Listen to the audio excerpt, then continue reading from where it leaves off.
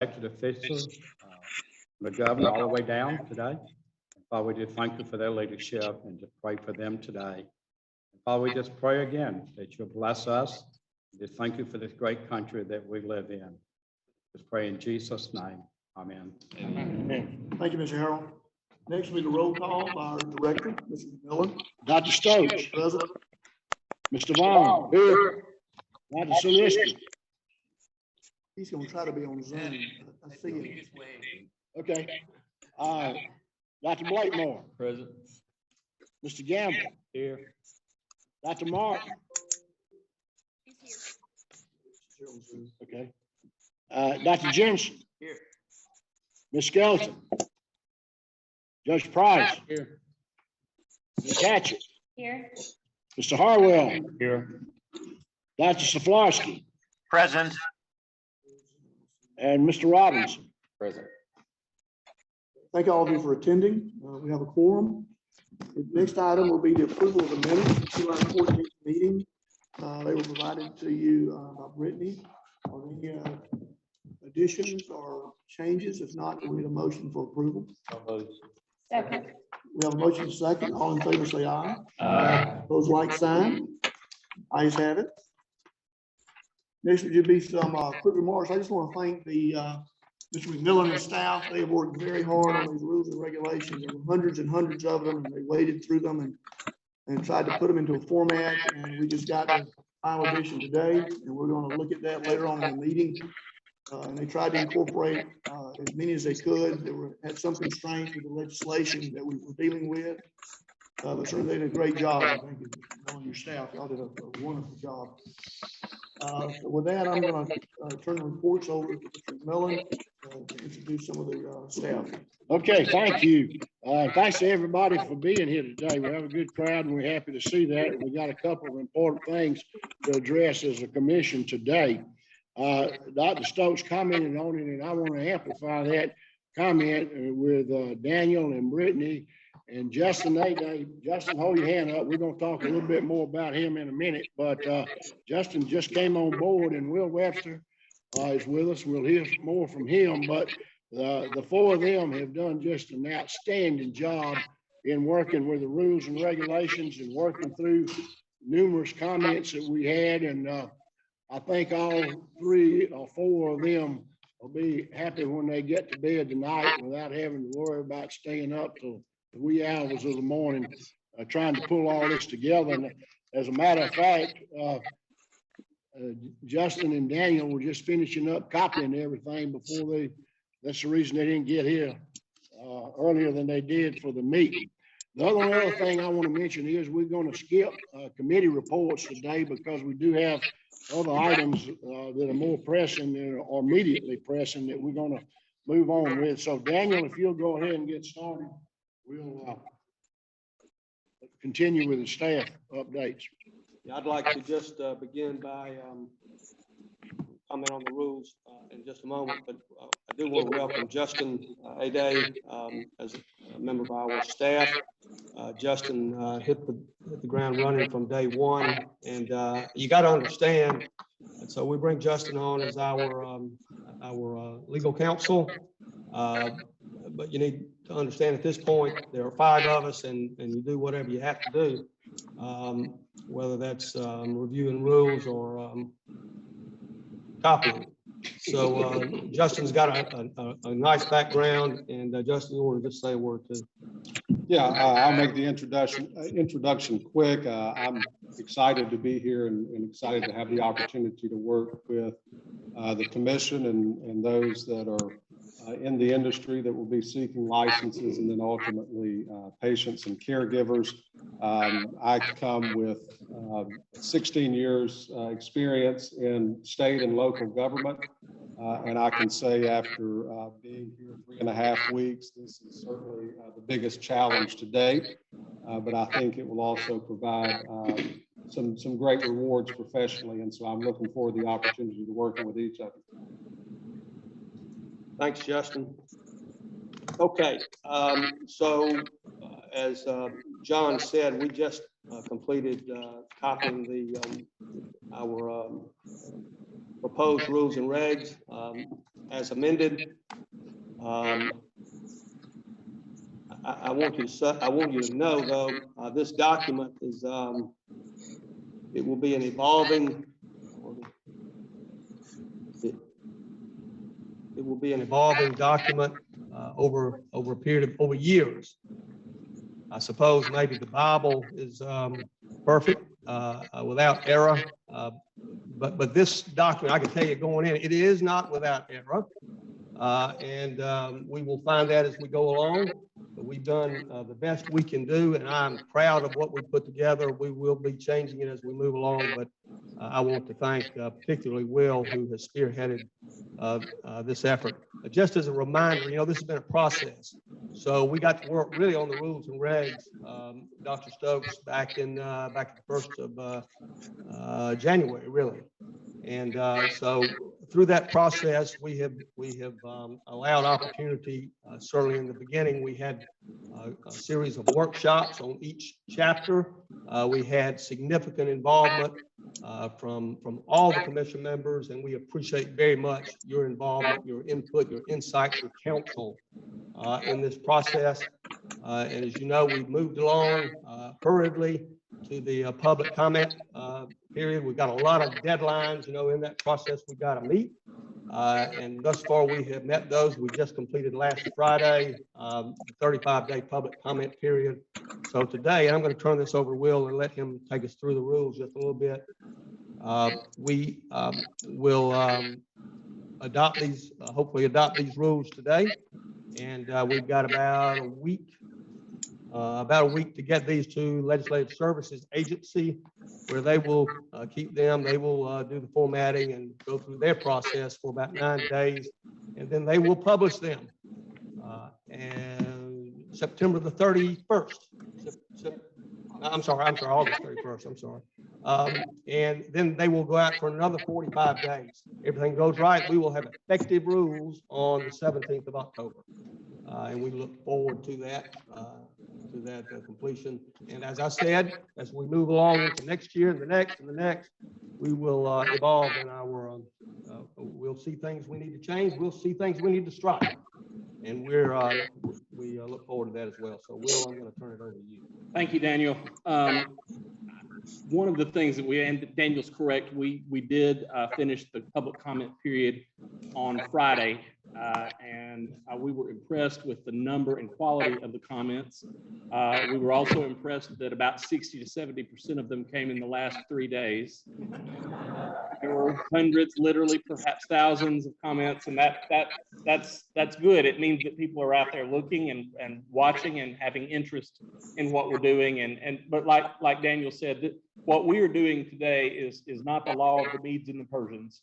It is something that can and should be changed as we grow, as we learn more about how these rules will interact with licensees, with applicants, with patients and caregivers, and any others that are have an interest or are associated with medical cannabis. So we want to keep our ears open to the public, and I've been really pleased to be a part of something where the public has such involvement, and that's really heartening. It hasn't been easy to turn that around in the time that we've had since then, but we've done it. What you have in front of you in this book is 171 pages redlined of these rules, and I don't want to read every one of them to you right now, so don't make me do that. But what I want to do is hit about 4 of them that I thought were particularly interesting and the public might find good to hear about. The first thing that it is a major thing. There's lots of changes. A lot of them are typographical type things or just for clarity, and many of them in answer to some of the good questions. And I also want to point out that many of you on the commission have taken those comments that Brittany and Daniel and Justin have collated and summarized, and then come back with additional comments. And those have also been helpful. So thank you for all of that. The definition of batch was something that we needed to work on. We've separated things now into a harvest batch and a production batch. And there was a sharp learning curve for all of us and for probably many of you on the commission. Those kinds of things are heavily technical. And that's just one aspect of that. But that was as a result of a good comment someone made. So we did take that into effect. Security guards.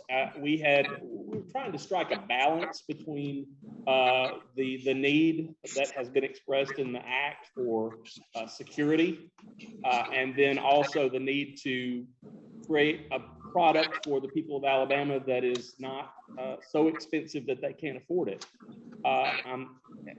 I don't know how this is all going to play out. I do know that medical cannabis, simply because there's no insurance that will be covering that, will likely be an expensive proposition for many families. But one of the things that I'm pleased we were able to get to do, we reduced the number of security guards that we were going to have at each facility from 2 24/7 at each facility to at least 1 during business hours.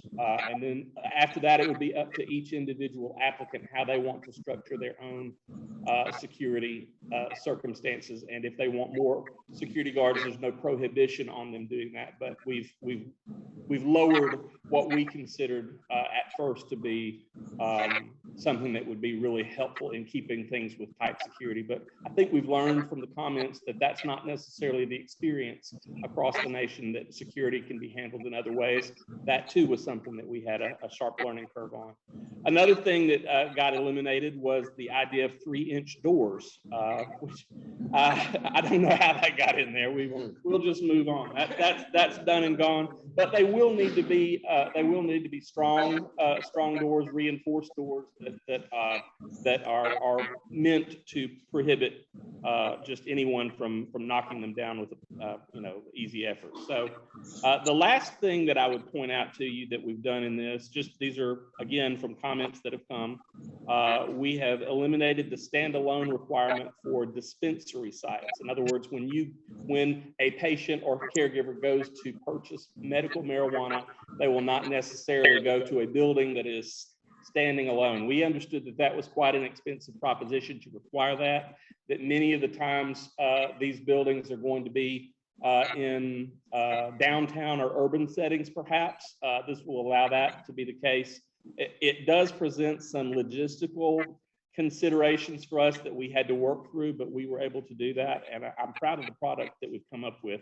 Those are just 4 of the things that we've changed, but there's been many more. So if you didn't hear one that you have a specific interest in, then that's, don't fret. It's probably just because I couldn't get to it today. But thank you all for your time, and I hope that these rules will last us in good stead for a long time, and that we won't be afraid to make changes to them, because we certainly will need to. Thank you.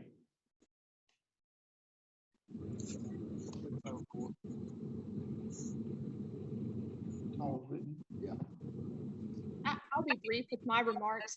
Following the last meeting, the Commission ratified moving forward with contract negotiations with Metric as our seed to sell tracking system provider. We have successfully completed negotiations with Metric, developed a contract and submitted it to contract review. It was heard on September 4th, received approval, and the governor has signed the contract. So moving forward, we will start the development of that software system. And also, I want to provide an update on the business licensing solution. We are set to go live with the request for business application on September 1. We've been working on that document. It's still in a little bit of what they call sandboxing phase, where we're kind of practicing, making sure that it doesn't work, there aren't glitches. But we are set to meet the September 1 goal of having that live and available on our website. We're also working on what will be the complete application, what is supplied to requesters after they request the application. A lot of that comes from our rules and regs. Chapter 3 specifically lays out the applications, and then each of the other chapters has more specific requirements by license type. So Justin and I have been working on that. We're going to continue to do so and hope to have a better report on that probably next month. Well, let me say this, as we approach all of this, these licenses and all. I read an article out of Florida today. I don't know whether anyone has seen that article. But the problem with the Florida law right now is that minorities have not been integrated in perfecting their system now, particularly on the growers of marijuana. That's what the article is basically dealing with. As far as Florida down the road, minorities have not been included in all of this. Now, when you read the statute, the legislature was very concerned about that one minority license and other things of that nature. So I hope we keep all this in mind as we continue to address, deal with these contracts and issues. Yeah, we definitely have thought about that, and we are aware that that's in the statute. And those are some of the things we've been working on and how to incorporate that into the application process. One last item on the technology front. This, as judging from the interest of our audience in this room, most of whom have been in here before, the pressure and intensity of our efforts into this process is only escalating. And so we are moving toward, as you all know, the application phase, the licensing phase. And we are, with that in mind, we are certainly exploring options to get to the point, Dr. Stokes, of evaluating applications. And with that in mind, our law actually allows the commission a degree of flexibility. I believe our law says something like the application review will take place by the commission, by a third party, or a combination. And so in trying to determine the direction we're going to go, we're looking, of course, as we've done previously, we're looking at what other states have done in their application review process. Some of them have done really extraordinarily good jobs. Others have done extraordinarily bad jobs. And what we want to be on the side that is extraordinarily good. So I know other states have done it various ways. In some states, their staff has actually done that. Their commissions or boards have evaluated that process. Also, they've looked to, I know they've looked to universities and academics. They've looked to other third parties. They've looked at large accounting firms. And so we are looking at that, at all of those options to determine what's available, what's the best option for us in Alabama for our program. And I'd just like to alert you to that we've begun that process, and you'll be hearing more about that in the weeks ahead. That completes your remark, Dan? Sir. Mr. Chairman. Yeah, I had one more thing I should have covered earlier, but you have in your package the financial update, and Charlotte Doucette was not able to be with us today. As you know, she's been working part-time with us. She's got other responsibilities in state government. And so we're in the process of hiring a full-time accountant, and she's helping us with that. But we all owe her a debt of gratitude for being willing. She's just really been a lifesaver from the very get-go when we started this thing on October the 1st to help us not only with our day-to-day accounting needs, but also to steer us through all the wicked of state government and finance and purchasing and all of those things that involved with starting up a state agency. So we miss her, but she's going to be willing to help us get somebody else on board and as needed after that. So that's all. Thank you. The next item is going to be a decision item, and if it's okay with the commission, let me move forward. Let's have if we have a motion and a second to consider approval of the rules and regulations. Then we'll have a period of discussion. So the commission all has an opportunity to say any words that they'd like to, plus those that are joining by Zoom. And then I'll call for a vote if that's agreeable with everyone. So now we need approval by the commission is needed to submit the amended rules and regulations to legislative contract review for final publication. Do we have a motion? Mr. Chairman, I'd like to make that motion that we adopt the amended rules and regulations as we have them in our hand. Second. You have a second? Second by Judge Price. Okay, is there any discussion from the commission or those joining by Zoom? Yes, if I may, this is Jersey. I made that comment yesterday via email. We were given only 24 hours to review the rules. I think we need more. This is an important task. So I would like to ask the commission to consider another few days for this. I think Robert's Rules and Orders, you would need to make a motion that we delay the vote. Is that what you would like to do?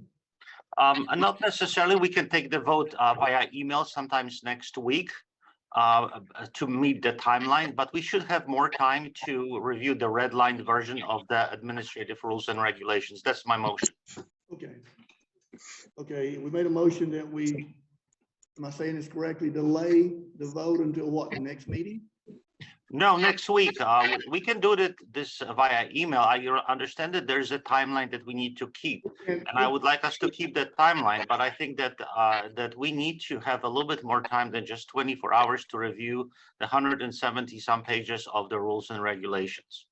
Jersey, we can't vote in absentee. We're gonna have to vote in this on a seated meeting. Is that not correct? 30-day notice. A 30-day notice. So that Call meeting, maybe you can do it on a call meeting.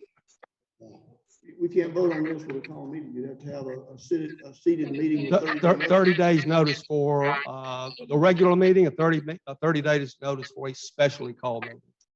So we could not have a public meeting next week and vote on this. So we can't do that. Or the next week. So you make a motion that we delay it for 30 days? Okay, not hearing that motion, then the chair declares that's no longer valid. Okay, any further discussion? Okay, all in favor, and just remind everyone, we can still modify the rules and regulations as we get into this. We're gonna find things that we didn't think about, we'll have to reconsider. So we can do all that down the road, but at least we keep the process going. And I think there are a lot of patients in Alabama that want us to have the products out there, and we need to stay on schedule. So I would hope that we would go ahead and pass it. So I'm gonna say, all in favor, say aye. Aye. Those like sign. Chair rules, it passes. I would like to say that I'm abstaining from the vote. Okay. Then Thank you. We'll put you down as abstention. Thank you. Next is consideration of proposed fee schedule. A copy of the fee schedule was shared by email and is also available in the commission feedback. Fee schedule reflects the ranges set forth by the statute. Our fees are necessary to adequately cover the expenses of the software, of the databases, of card printing and mailing, of staffing, facilities, inspections, and application review. As the commission moves forward, we'll consider that we have to adjust the fees up or down at least annually.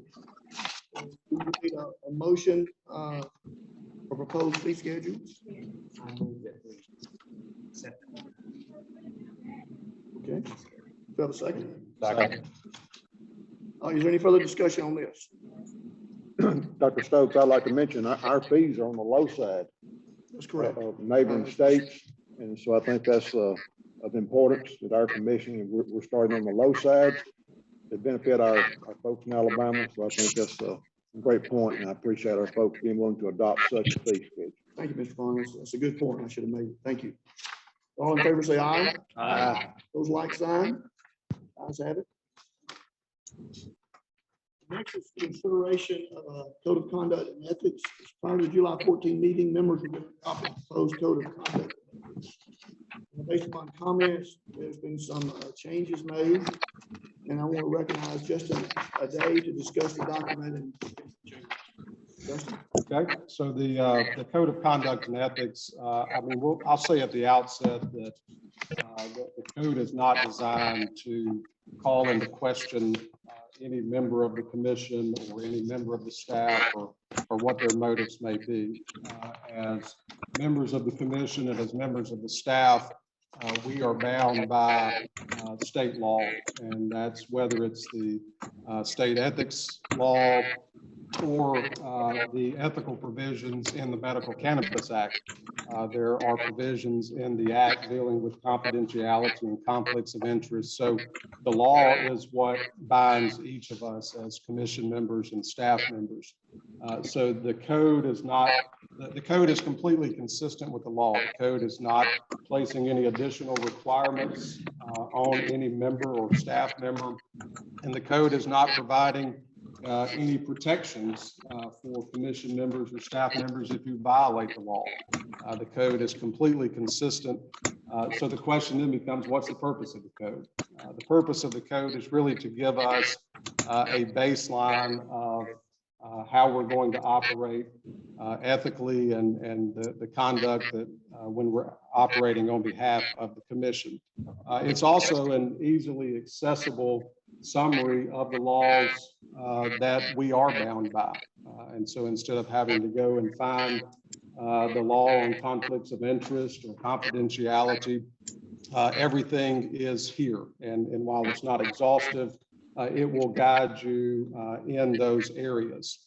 And then the third and maybe the biggest thing in my mind is it shows the people around this room, the people that are going to be applying for licenses, the people that are going to be regulated by this commission. It shows them that we have a strong commitment to being guided by the highest levels of ethics and conduct standards as a commission and as a staff. And so that's the purpose of the code and the purpose of the acknowledgement, which we did adjust from an affidavit to an acknowledgement, is just to have a record that everyone has been made aware of it and that everyone agrees to abide by the code, but specifically by the laws of the state of Alabama. And as we go on in the process, as new commission members come on over time, it will be presented to them. As new staff members come on over time, it will be presented to them. And I think it is a good baseline guide to get us all on the same page, to have an awareness of it, and then to have a high level of confidence from the public. Well, let me ask you this. As you said, we all subject to the Alabama ethics law. You know, any other agency state agency that has a separate ethics code of ethics, written code of ethics that govern those that work for that agency or govern that agency? I think without specifically calling any out, I think there are some.